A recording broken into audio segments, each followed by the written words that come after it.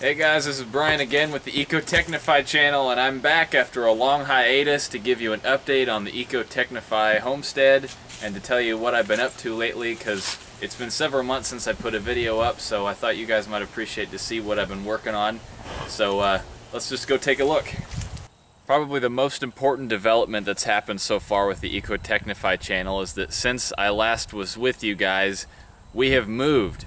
We moved from northwest Arkansas to northeast Oklahoma, and we got a house with 20 acres on it, so we're gonna have a lot more opportunity to expand the gardening projects and the research projects, livestock and everything like that, because now we own a place instead of renting a small property. So we're gonna be able to do what we want, and I'll be able to document all that and share that with you guys.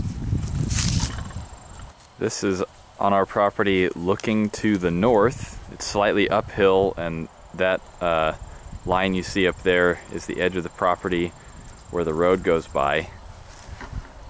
So this is still in the Ozarks for sure. So we've got these mixed hardwood forests. We've got some patches of the forest popping up in the middle of the property. And then as we get to the southern half, we've got a more dense cover of forest. There's our house. There's the old milking shed with attached chicken coop on it. So we'll be making use of that in the future. Then we have a shop as well. So that is a huge blessing for the Ecotechnify channel to have a nice big shop building to work in. Got our horses grazing in the yard right now. Let's go look at what else we got. You may remember seeing the garden from a previous video. Well, since we bought our own place, I had to start again from scratch. So this is the in progress shot. We've got 5 4x8 beds here that I brought from the other place. And I've not quite got these beds all full, but we've got a few things growing, some onions and greens and chard and peas and stuff like that.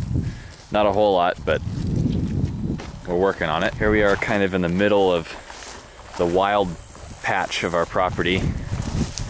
It's pretty brushy and shrubby, a lot of small trees and blackberry brambles. We've mowed strips through part of it, but we've been careful to avoid these trees coming up. These are persimmon trees, and in a few years these will start producing persimmons for us. And eventually this part of the property is going to have some on contour swales to get some water catchment, because I don't know if you can see with the camera here, but where this really brushy area is kind of in a bit of a gully, and then the gully flows down that way, downward to the south.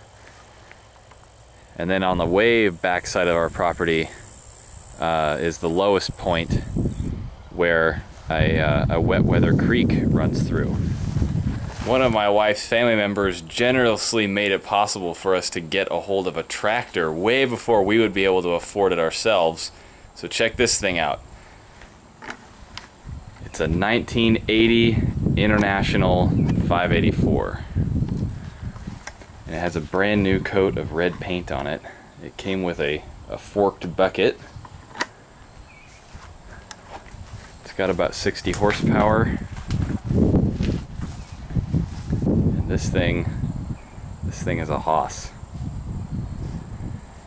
Even though it's 34 years old, this engine starts up the first time you turn it over. It's really fun to use, and it's what we'll be using to make our contour swales on our property sometime. I can't wait to get to that part. I just have to make my plan for it. Property also has a run-in shelter for horses, which is where we've been keeping them at night. This has kind of been one of their main pastures. It's pretty overgrazed right now, but we're still working on putting up electric fencing for their permanent large pasture area. And once they're in a different place on the property, They won't be grazing in this area anymore, and this is going to be a food forest eventually. So we'll probably have chickens, maybe some ducks running in here, along with a lot of fruit trees. I've already got a big black walnut tree there. And I've heard that with black walnuts, if you can see clusters of 3, that's pretty much a rule of thumb for a really good harvest. So I'm seeing some clusters of 3.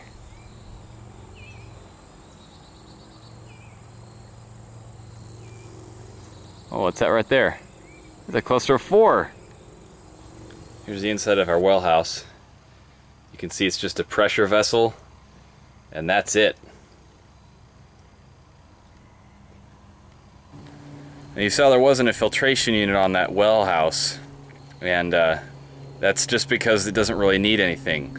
The water tastes very good. It's just pure sweet water taste, no sulfur or anything, which is very difficult to find in this part of the country, in the Ozarks. All the water around here is very wasps, and that's really, really hard to find in the Ozarks. The water in the Ozarks a lot of times is very sulfury, especially in the part of the Ozarks where we are right now. We've been to multiple places and tried the well water, and it was very, very sulfury, even with filtration. And this has no filter, and there's no taste or smell at all. So we're very, very fortunate to have that. Right here, this looks familiar. This is a compost bin just like the kind that I had at the old place that you saw in one of my previous videos. So I'm slowly rebuilding them. I just got this one here so far, and it's eventually going to be double that size, and I may eventually make more in the near future as well. So once again, just composting the horse manure like you saw in that last horse manure video for compost. And this area behind me is one of my favorite spots on this property. It's got some really tall trees kind of around a big open area, and it's also where our largest persimmon trees are, so I'll take you over and show those as well. Okay, here's our largest persimmon tree. It's got tire tread looking bark. That's how you can tell a mature persimmon tree, is that it looks like a tire. To me anyway, that's what it looks like. And then all persimmon trees of this species at least have these orange lines in the valleys of the bark. Even the young ones. On the young ones you can see it much more clearly. I'll go show you a young one over here. Here we go. Yeah, you can see those orange lines. That's one of the key identifiers of the American persimmon. So most of our persimmons are gone because cows came into our property, about 4 of them the other day from our neighbor's property, and ate all of the low-hanging persimmons. So you can see a few here and there, but most of the good ripe ones are gone now. One thing I think is interesting about American persimmons is that when you have a nice ripe one, the flavor is, in my opinion, pretty much exactly the same flavor as those orange freezer pops that you cut the top off with scissors and squeeze up to eat. It's like the orange ones. They taste almost exactly like persimmons. The property also has a really nice pond on it. It's not very deep, but it's only filled with rain to my knowledge. There's no, it's not in a good position to be fed by a spring or anything, but it stays full all year round. Another thing that is everywhere on our property is blackberries. This whole area right here that I'm showing you was a big blackberry bramble until we mowed it down with the tractor. We have so many blackberries around here that we're having to fight to keep our land from just becoming one giant bramble, so I don't feel bad at all about cutting down some blackberry bushes. Maybe I just need to get myself some goats. Oh, well, check this out. I think I just found a little black snake. Look at that guy. Yeah, you see that?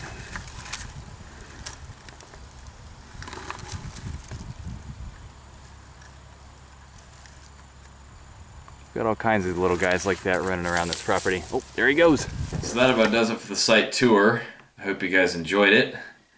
I wanted to end with a note about snakes. We just saw a black snake out there, and I think you guys should know, if you don't already, that black snakes, they're also sometimes called racers, or maybe black rat snakes.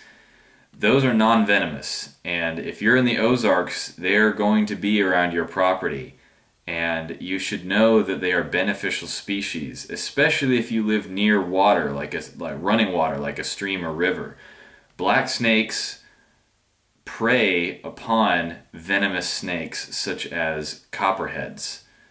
So if you've got them, or if you find one somewhere, please do not harm it. Do not seek to kill those black snakes. I know they might be scary or gross looking or something like that to you, but just know that those snakes are non-venomous and they are beneficial species to you because they are reducing or controlling the population of venomous snakes on your property. So just leave them alone and let them do their thing. Thanks for watching this video. I hope you enjoyed it, and stay tuned to this channel, because in the future we're going to have more cast iron videos, we're going to have more gardening videos, permaculture topics. I think sometime soon I'm going to show you guys my homesteading library and guide you guys towards some books that you might like, resources for information so that you can try to start your own life in the country for yourself.